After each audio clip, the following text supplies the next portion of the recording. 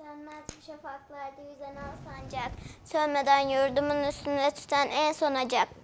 O benim milletimin yıldızıdır parlayacak, o benimdir o benim, milletimindir ancak. Çatma, kurban olayım çehrene ey nazlı hilal, kahraman ırkıma bir gül, ne bu şiddet bu celal. Sana olmaz dökülen kanlarımız son helal, hakkıdır hakka tapan milletimin istiklal. Ben ezelden beridir hür yaşadım, hür yaşarım, hangi çılgın bana zincir vuracakmış şaşarım. Kükremiş sel gibiyim, benliğimi çiğner açarım, yırtarım dağları, enginlere sığmam taşarım. Garbın afakını sarmışsa çelik zırhı dar, benim iman dolu göğsüm gibi serhattim var. Ulusun korkma, nasıl böyle bir imanı var? Medeniyet dediğin tek dişi kalmış canavar. Arkadaş, yurdumu alçaklara uğratma sakın. Siper et gövdeni, dursun bu hayasızca akın. Doğacaktır sana vaat ettiği günler hakkın. Kim bilir, belki yarın, belki yarından da yakın. Bastığın yerleri toprak diyerek geçme, tanı. Düşün altındaki binlerce kefensiz yatanı. Sen şehit oğlusun, incitme, yazıktır atanı. Verme, dünyaları alsan da bu cennet vatanı. Kim bu cennet vatanın uğruna olmaz ki feda? Şu edaya fışkıracak toprağı sıksan şu eda. Canı, cananı, bütün varımı alsın da hüda. Etmesin tek vatanımdan beni dünyada cüda. Ruhumun senden ilahi, şudur ancak emeli. Değmesin mabedimin göğsüne namahrem eli. Şu ezanlar ki şehadetleri dinin temeli. Ebedi yurdumun üstünde benim inlemeli. O zaman vecile bin secde eden varsa taşım. Her cerihanından ilahi boşanıp kanlı yaşım. Fışkırır ruhi mücerret gibi yerden naşım. O zaman yükselerek arşa değer belki başım. Dalgalan sende şafaklar gibi ey şanlı hilal. Olsun artık dökülen kanlarımın hepsi helal. Ebediyen sana yok, hırkıma yok hizmi hilal. Hakkıdır hür yaşamış bayrağımın hürriyet, hakkıdır hakka tapan milletimin istiklal. Teşekkürler. Evet. Evet değerli konuklar, bu hafta özel bir programla 19 Mayıs olması hesabıyla karşınızdayız. Türkmen tarihine başlarken TV1 yayın ailesine ve bizi izleyen tüm seyircilere, Türkmen tarihi izleyicilerine teşekkür ederek programımıza başlıyoruz. Bu arada hemen bir teşekkür borcumuz var. Elif Gül Sarıkaya, Sema Yazar 1 A sınıfı öğrencisine çok teşekkür ediyoruz.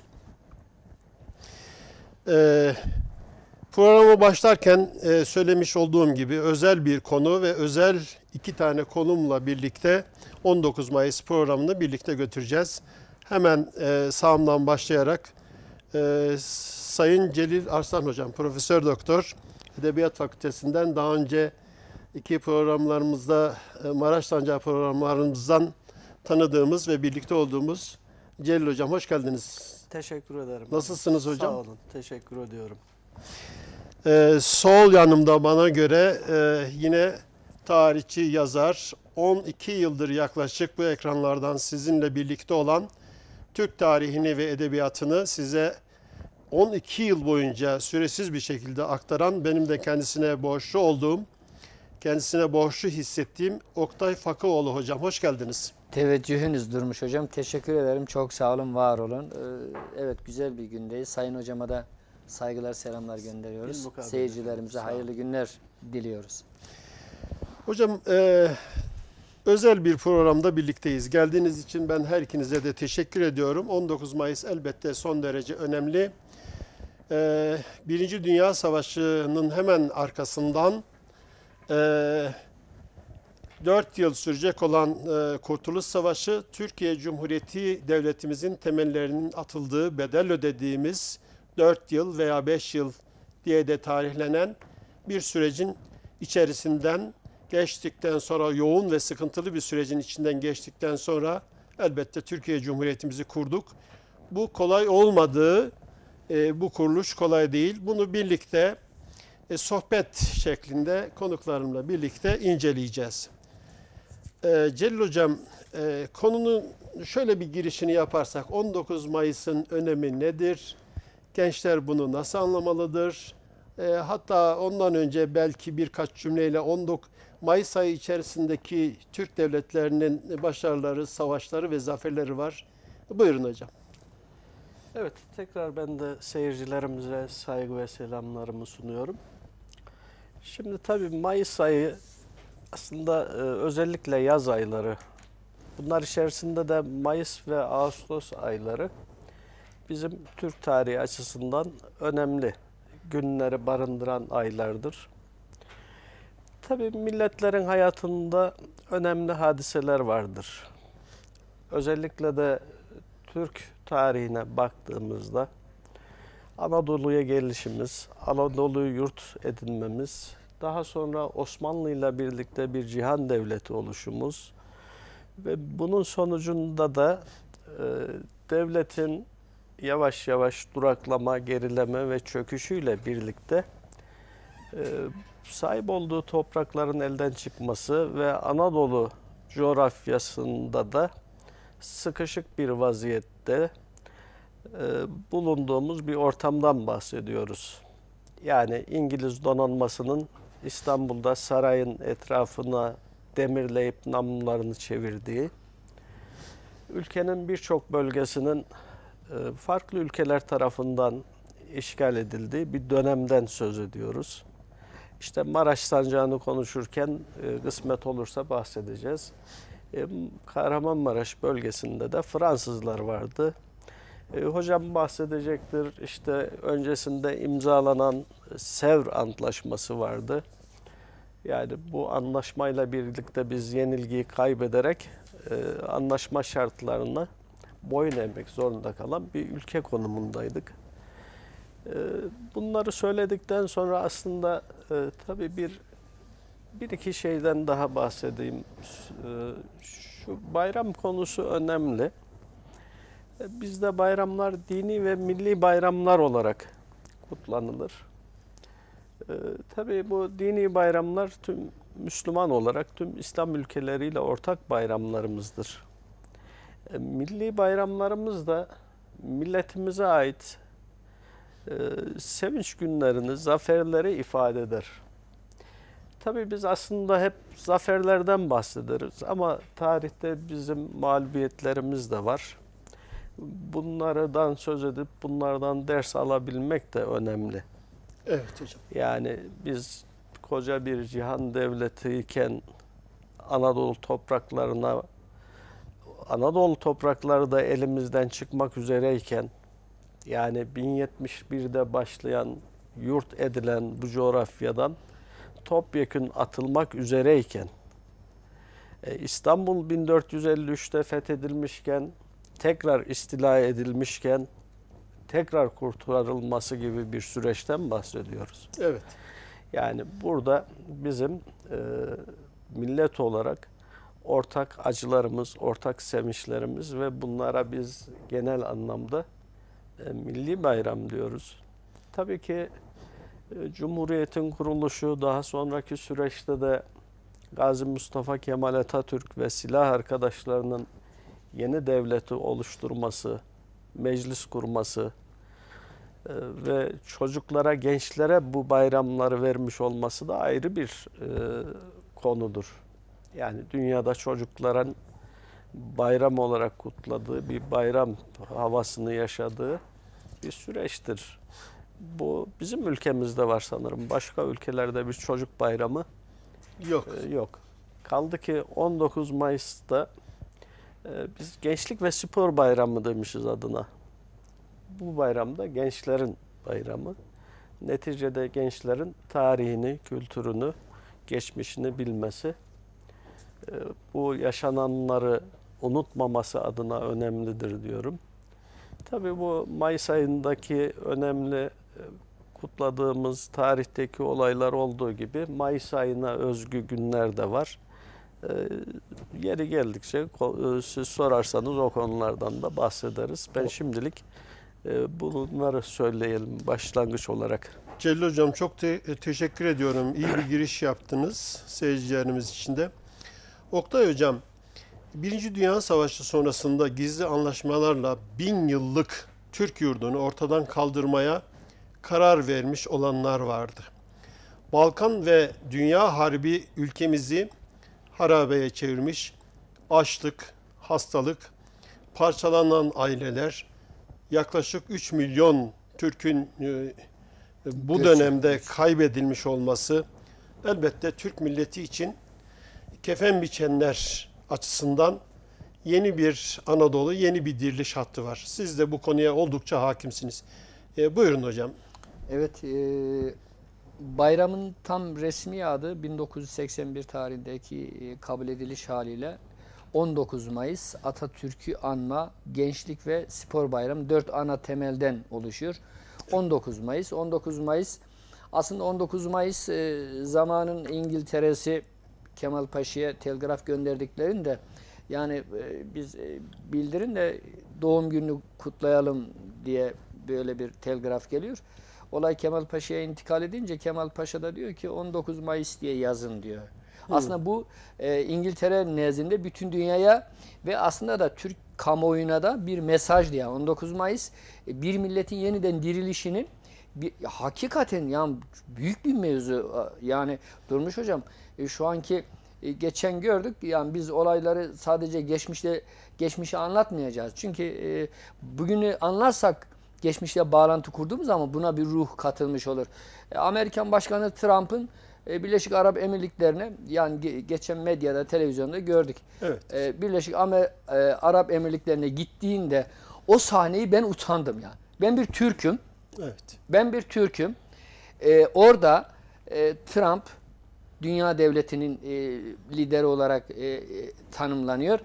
Birleşik Arap Emirlikleri'nde orada resmi ziyarette Arap kadınları, Arap kızları Evet. saçlarını şey yaparak orada. Ben utandım. Evet. İslam dünyası yani çok özür dilerim. Ben şahsen utandım. Şimdi hatırlıyorsan 1932 yılında Kemal Paşa yani Atatürk döneminde Keriman Halis işte dünya güzellik yarışmasına katıldı. Türk kadınları işte efendim böyle bir rezil rüsva bir duruma sokuldu tırnak içinde ibarelerini kullananlar Birleşik Arap Emirlikleri yani İslam'ın ana vatanı sayılır o bölge. Allah aşkına ya Arap milleti kavmi Necip diye övdükleri Arap ben bir Türk olarak utandım.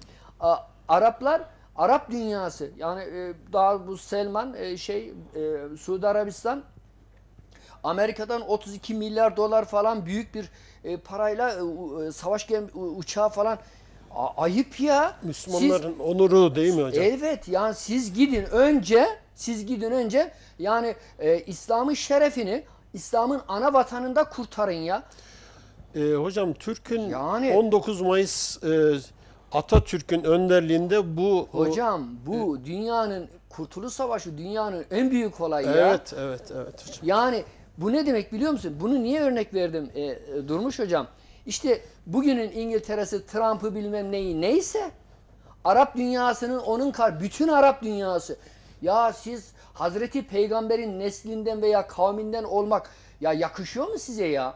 Yapmayın bunu Arap dünyası ya yapmayın bunu yazıklar olsun yani. Ve o günün şartlarında İngiltere bugünün Trump'ın karşılığı dengi sayılır diyelim. Sadece İngiliz değil, Fransız'ı, İtalyan'ı, Yunan'ı vesairesi bütün 7 düel yani. Merhum Akif'in Çanakkale'deki şiirinde dediği gibi bütün akvamı beşer. Kardeşim biz onlarla tek başımıza tek yürek mücadele etmişiz ve o mücadeleden biz alnımızın teriyle hakkıyla çıkmışız. Evet. Buyurun. Büyük bedeller ödeyerek. Hocam İslam İşbirliği Teşkilatı diye 57 tane ülke var. Ya bir kadın orada ya o kadın yani kardeşim Müslüman bir ülke sen orada o nedir ya? Ayıp bir şey. Bütün İslam dünyası için utanç verici bir sahnedir bu. Onun için biz o 19 Mayıs emperyalizme karşı bir milletin varoluşunun sembol tarihi ya. Buyurun. Kemal Paşa ile şapkayla, bıyıkla, şalvarla falanla böyle yapıldı, alfabemiz değiştirildi diyenler o gün neyse diyelim ki en zayıf halindeydi İslam diyelim ki öyle. Ya bugün geldiğimiz noktada dünyanın en büyük enerji kaynaklarına, parasına Her türlü imkanına sahip, örgütlenme yapısına sahipsiniz. Bir gazeye sahip çıkamadınız. Ve orada Müslüman kadınları gayrimüslim bir adamın önünde teşhir ettiniz. Yazıklar olsun. Kınıyorum yani. Kurtuluş Savaşı'nın önemi bir kez Evet. daha anlaşılması Evet lazım hocam, diyorsunuz, ben değil mi onu hocam? demek istiyorum. Evet. Yani Kemal Paşa ve arkadaşları bu milletin namusunu çiğnetmedi. Aynı Akif'te dediği gibi, Asım'ın nesli. Evet. Çanakkale'de çiğnetmeyen Mustafa Kemal 1919'da Samsun'a çıktıktan sonra yapmış olduğu mücadelelere bir bakar mısınız ya?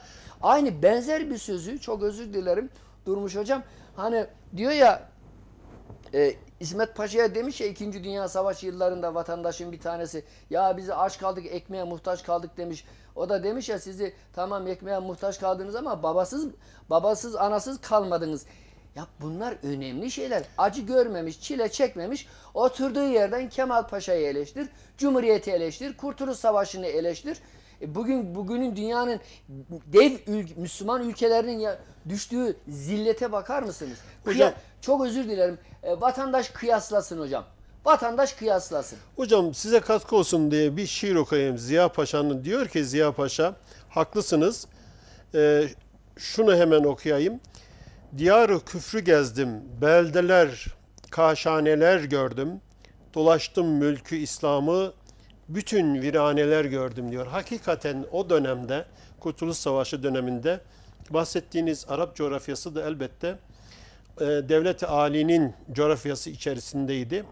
Fakat Birinci Dünya Savaşı'ndan sonra bütün bu olumsuzluklara rağmen yeniden Anadolu'dan bir diriliş destanı 19 Mayıs'la birlikte başlıyor. Evet, işte 19 Mayıs sembol bir isimdir. Aynı zamanda Atatürk'ün şahsında bir milletin doğum günüdür.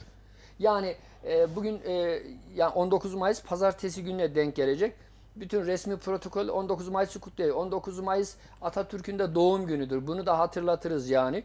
Üniversitelerimize, sivil toplum kuruluşlarımıza, efendim bu ülkenin bütün mülki birimlerine, milletvekilleri vesaire, sivil toplum kuruluşları, herkes arkadaş.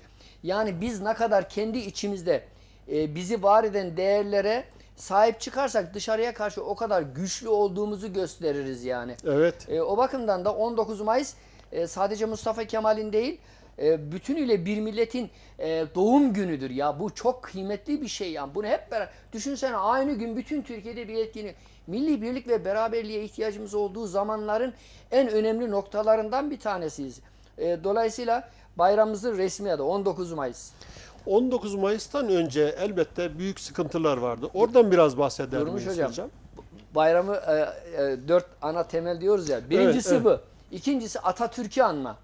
Atatürk 1919'dan 1922 yılına kadar geçen ortalama 3 sene içerisinde ya Türkiye'de yaptıkları dünyada baksanıza, bir Filistin için 50 trilyon senedir Arap dünyası bütün kaynaklara rağmen uğraşıyor ve ufacık bir Gazze'de bir adım yol alamadılar ve İsrail, Siyonist İsrail oradaki Müslümanları o topraklardan çıkaracak.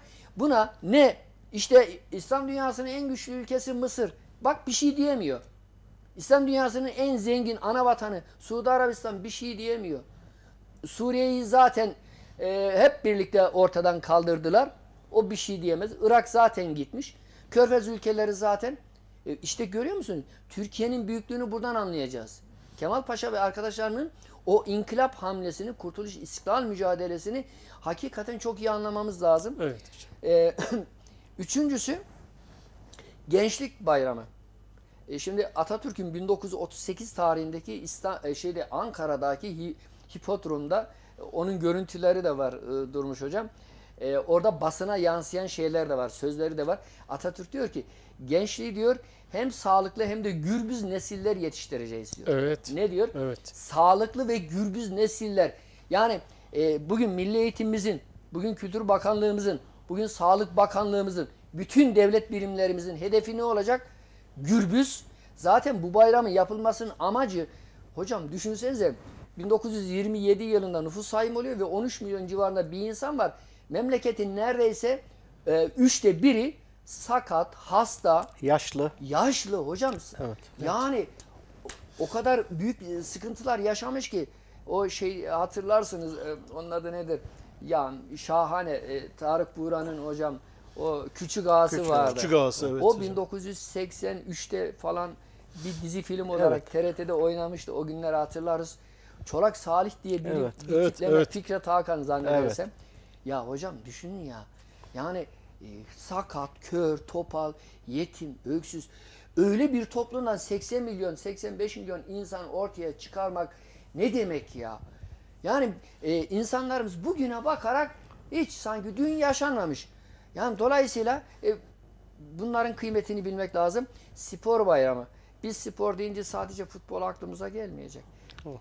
Ne diyordu Kemal Paşa?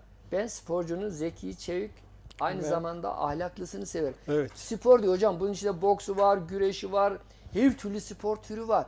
O bakımdan yani zihnen ve bedenen sağlam insan yetiştirmek devletimizin kuruluşundan beri ortaya konulan bir milli iç politikadır. Dolayısıyla 19 Mayıs deyince sadece belli bir anlayış, belli bir konu, protokol konuşmaları, iyi bayramlar, tebrik ederim, kokteyl yiyelim, içelim, pastalar yok değil. Bu böyle bir şey değil ya. Bunun gençliğimize aktarılması gerektiğini söylediniz hocam. Siz dediniz ki biz 19 Mayıs'a nasıl geldik dediniz. Evet hocam. Hatta 19 Mayıs'tan önce biraz bahsetsek. 19 Mayıs durduk yere olmadı sanıyorum. Hocam 2021 yılında 5. ayın 22'sinde güzel bir çalışmanız olmuş yine bu TV1 ekranlarından. Ben izledim mükerreren. TV1 yaşasın. Yani ben teşekkür ediyorum tabii. Bu konuların çok önemli konular. Aktarılması gerekiyor. Bu konuda da emeğiniz var. Yine hocamın yine hakeza kendi tabii çerçevesinde. Bunların aktarılması yani gençlerimizin bunlarla mücehhez donatılması gerekiyor. Aktarılması gerekiyor. Söylediğiniz gibi 19 Mayıs'a gelmeden önce şöyle bir hocam imparatorluğun durumunu özetlersek. Bitmiş. Hocam Nutuk diyoruz ya bak Nutuk şahane bir kitap. Yani şimdi Türkiye'de bazı insanlar vardır. Ben falanı okumam. Ben falanı dinlemem. Yani veya işte evinizde onda diyoruz bir şu kitap bulunsun bir de bu. Ya arkadaş ya. İkisinin de yeri ayrı. Yani Kur'an bizim ana kaynağımız, ana kitabımız. Bizim hayat kaynağımız. Kur'an insanın ve insanlığın ve biz Müslüman bir milletiz. O bizim rehberimiz. Resulullah Aleyhisselam'la 23 yılda tamamlanan o bir kitaptır. O ebediyen insanlığın kılavuzudur. Bu konuda hiç tartışamayız. Allah Resulü bizim en önemli kılavuzumuz, rehberimizdir ve o Kur'an'ın getirendir, yaşayandır, bize gösterendir. Evet hocam. Şimdi Nutuk nedir? Nutuk 1919 yılından 1927 yılına kadar Türkiye'de neler yaşandı? Bir tarih kitabıdır. Bir tarih felsefesinin, bir ülkenin, bir ulusun hangi şartlarda varoluş mücadelesi verdiğini, nereden nereye geldiğini gösteren önemli bir, aynı zamanda hatırattır. Evet. Önemli bir siyasi bir metindir. Dolayısıyla bugün aslında herkes okumalıdır. Hocam, şimdi o konuyla ilgili bir cümlede müsaadenizle hocam, ben buyurun. ilave edeyim. Bizim tarihimizde devlet adamlarının milletine hesap vermesi gibi bir anlayışları vardır. Aslında bu gelenek Orhun anıtlarında başlar. Taşlar üzerinde yazılan kitabelerde Kültigin, Bilge Kağan, onların kurduğu devlet ve halkına öğüt verir. Evet. Nasihat verir, hesap verir. Neyi yaptı, neyi yapamadı. Ve millet olarak da bizim ufkumuzu açar. Der ki bakın bunları yaparsanız bu hatalara düşersiniz, sonunuz kötü olur. Aslında Nutuk'un bir yönü de budur. Evet. Milletine Evet. bir hesap vermedir. Ne yaptı, nasıl yaptı, niye yaptı, neyi yapamadı. Özeti budur aslında. kriz zamanlarında aslında Evet. özellikle kriz zamanlarında devlet adamlarımızın bir başvurusudur. Hocam o Nutuk'un ilk 3-4 sayfası çok kıymetli. Orada Nutuk'ta ne diyor? Bak çoğu insana sorsak icabında hani bazıları bazı şeylerle sembolleşmiştir ya yani biz rozet milliyetçiliği falan değil. Bunlar farklı konular. Bilinçli olacak. Türk insanı bilinçli olacak. Bir şuur meselesi. Elbette Sayın Evet. Hocam, muhterem hocam. Orada Nutuk'un girişinde diyor ki Ben Mayıs'ın 1919 Mayıs'ın 19'unda Samsun'a çıktığımda hocam şahane bir şey ya. Giriş şahane. Oradan başlıyor aslında Evet nutuk. hocam, ama Yani meşalenin yandığı andan itibaren Mustafa Kemal Atatürk o notları almaya başlamış. hocam onu anlamazsak bugünü ve bugünden sonra karşımıza çıkacak problemleri anlayamayız. Kurtuluş Savaşı'na sebep olan olay nedir? Türk gençliği niçin okumuyor hocam onu peki bu kadar önemli şeyi? Vallahi şimdi bazen sokaklarda hiç yürürken gençlerin ayaklarına baktınız mı hocam? Bir- Giydik ayakkabıların çoğu plastik ve çoğu da yabancı marka. Yani emperyalizmin etkisini ülkemizde fazlasıyla Hocam, görüyoruz. Kusura kalmayın yani. Evet, Yabancı doğru. yani. Doğru hocam, doğru. Olmaz yani. Kusura kalmayın. Benim ülkemin ya Mustafa yerli malını biz niye çıkarttık? İkinci Mahmut'tan beri biz yerli malı kutluyoruz değil mi Sayın Hocam? Evet. Türkiye'de. Yerli malı. Osmanlıcılık nerede kalıyor o zaman? Evet. Kusura kalmasın. Benim gençlerimin ayakkabılarında altında Türk malı yazan, yerli malı değil. Yerli diye bir laf yok. Yerli deyince bu millet Kızılderilileri anlar. TM yazacak, Türk malı yazacak. O yanlış. O yerli malı ibaresi yanlış. Türk malı yazacak. Ve benim gençliğimin giydiği ayakkabısının bile yerli malı, Türk malı olacak. İngiliz onu giysin, Fransız onu giysin, Arap onu giysin, falan onu giysin. Burada problem şu hocam. Günlük hayatımızda bireysel olarak ya da aile kullanmış olduğumuz alet edevatlar bağlamında baktığımızda bir de biz kaliteli üretim yapmalıyız ki yerli Türk malı kullanalım. Bir Hocam, de işin özür- bu yönüne de Şimdi, dikkate almak gerekiyor. Hocam o konuları malumu alınız. Evet. Biz İngilizlerle 1838 yılında ticaret anlaşması yaptık. Evet. Aynı şeyle Avrupa Birliği ile 1995-96'daki Gümrük Birliği anlaşması gibi. Aynı kapitülasyonlar gibi hocam. Evet. Yani ekonomiyi kaybettikten sonra bitmiştir. Özür dilerim. Orada diyor ki ben diyor Mayıs'ın 19'u 1919 günü Samsun'a çıktığımda manzarayı umumiye yani genel görünüm şudur. Hocam ya Allah rızası için evet bugün sesleniyorum ya.